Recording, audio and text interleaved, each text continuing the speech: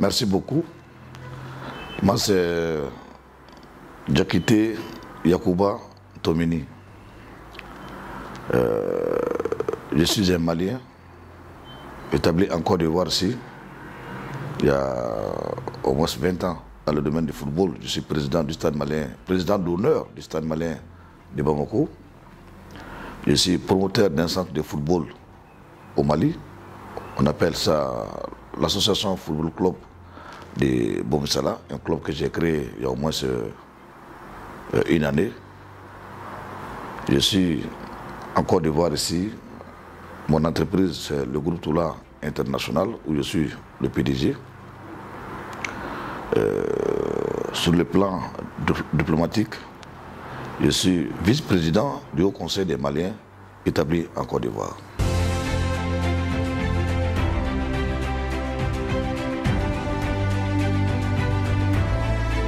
D'abord, un grand honneur pour moi de recevoir un tel prix inattendu parce que je ne m'attendais pas à ça. D'abord, c'est une grâce à Dieu. Où je suis aujourd'hui, vous ne pouvez pas connaître au fond de mon cœur la joie qui anime. Mais je suis très content, et je suis très heureux de recevoir ce prix. D'ailleurs,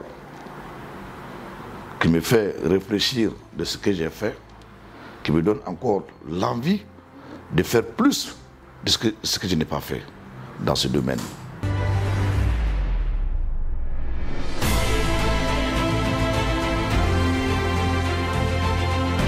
Quand on dit un modèle de réussite, mais on cherche à aller encore très loin, plus loin de ce qu'on n'imagine même pas. Mais c'est le travail qui donne ça. Le travail qui donne ça. C'est l'amour de ce qu'on fait, la volonté de ce qu'on fait qui donne un résultat qui est là où je suis aujourd'hui. Le message que je donne à cette belle jeunesse africaine, c'est de travailler, c'est donner les mains, de travailler beaucoup, parce que seul le travail paye. Vous savez, l'Afrique est riche, le sous-sol africain est très riche. Hier, on pouvait dire que la jeunesse se dirigeait beaucoup vers l'Occident pour chercher à quoi manger. Mais quand on regarde aujourd'hui, vu l'effort de nos chefs d'État, la plupart des jeunes restent chez eux pour travailler. Parce qu'on a compris que l'Occident se sert de notre richesse. Et pourquoi pas nous-mêmes, en tant que jeunes, de créer des emplois, de créer beaucoup de choses qui peuvent nous permettre de ne plus aller ailleurs que de travailler chez nous, au lieu d'aller mourir dans l'océan, au lieu d'aller mourir là où on ne souhaite pas mourir dans la vie parce que personne ne sait où tu vas mourir. Mais ce qui est visible là, quand tu fais des traversées de mer, tout simplement pour aller chercher à manger, en temps chez toi, tu peux mieux faire pour gagner ici. En Afrique, si on se donne les mains, la jeunesse, si on se donne les mains, si on travaille, nous-mêmes, on peut faire employer des Occidentaux dans nos entreprises ici. Et pourquoi pas? Mais c'est le travail qui donne ça. C'est l'amour de ce qu'on fait qui donne ça. Et de deux, il faut la paix. Il faut la paix. Sans la paix, il n'y a pas de développement. C'est ce que disait le père fondateur, père son nom, Félix Houphouët-Boigny. Il faut la paix. Au lieu de s'adonner à des alliances négatives dans la vie, ou aller prendre des armes pour s'entretuer tes propres parents, tes propres frères. Moi, je pense que le temps que tu prends pour faire ça, si tu arrives à avoir un petit périmètre de terre chez toi, au village, ou là où tu te trouves, pour cultiver, ce temps va te permettre d'oublier d'être ton propre ennemi. Mais c'est l'amour qui donne ça. Quand tu aimes ton pays, tu ne laisses jamais ton pays au profit des ennemis. Donc tout cela, c'est le travail et l'amour et la volonté qui fait que cette jeunesse peut réussir et que l'Afrique peut réussir.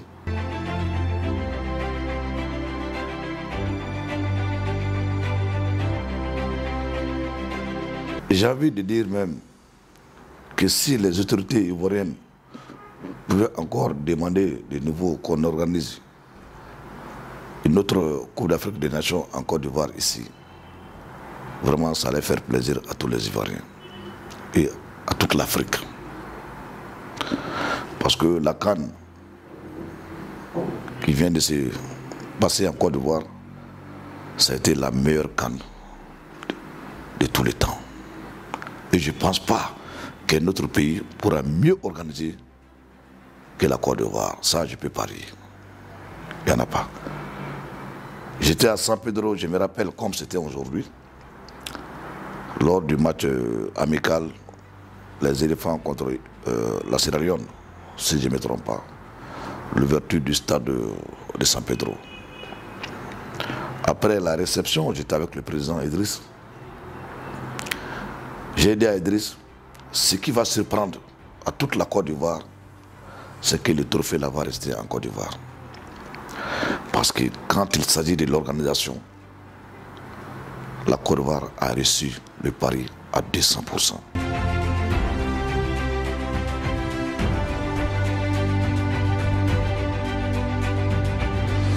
L'homme ne doit pas être méchant. Parce que dans la vie, il faut savoir d'où tu viens. En Afrique ici, beaucoup de familles vivent misérablement. Mais si un enfant arrive à réussir, quand je dis réussir, au moins il arrive à faire quelque chose pour lui-même, sans demander ou sans tendre la main à quelqu'un. L'obligation, tu as l'obligation de faire le social. C'est pourquoi je préfère ne pas manger dans la journée, même si j'ai 5 000 francs, que donner à quelqu'un qui en a besoin pour lui satisfaire ses jours. C'est une éducation, voilà, que j'ai eue de mes parents, qui me pousse vraiment à partager. Il y a au moins 7 ans, 8 ans aujourd'hui, que j'ai fait beaucoup de réalisations dans mon pays, et même ailleurs, même en Côte d'Ivoire ici, dans le domaine social.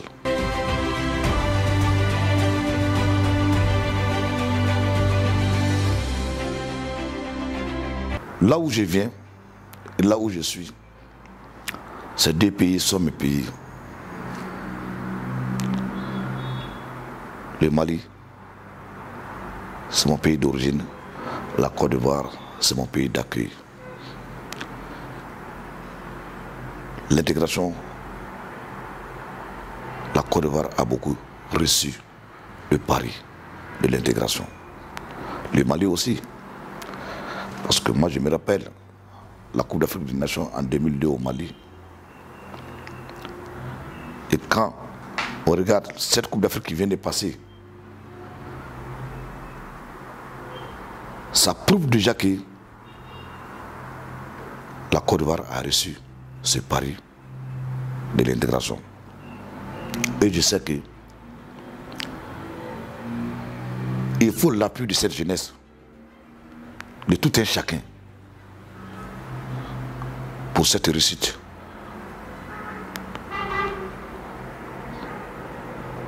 Abidjan aujourd'hui, regardez les 10 ans, je peux dire de 2010, nous sommes en 2024. Yeah.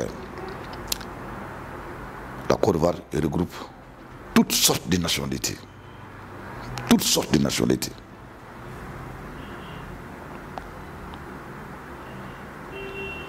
Nous sommes à 14 ans déjà. Imaginez en 30 ans, si on continue dans la même dynamique, la Côte d'Ivoire serait le pays le plus beau de la sous-région africaine. Tant sur le plan des infrastructures et le pays le plus puissant sur le plan économique. Mais c'est parce que l'intégration a réussi en Côte d'Ivoire. Il faut aussi que d'autres pays imitent la Côte d'Ivoire. Imiter quelqu'un, ce n'est pas une faiblesse. Ce n'est pas une faiblesse. C'est un signe de développement. C'est un signe de développement. Même entre frères ou bien entre camarades, imiter ton ami, c'est faire plus que lui. Quand tu fais plus que lui, ça amène le progrès. Mais si tu veux aller contre ton ami, ça n'amène pas le progrès. Donc vraiment, moi je félicite les autorités ivoiriennes. Je n'ai pas oublié aussi de féliciter mes autorités maliennes, car nous sommes sur le chemin de devenir un grand pays un jour. Même de dépasser la Côte d'Ivoire, on ne sait jamais.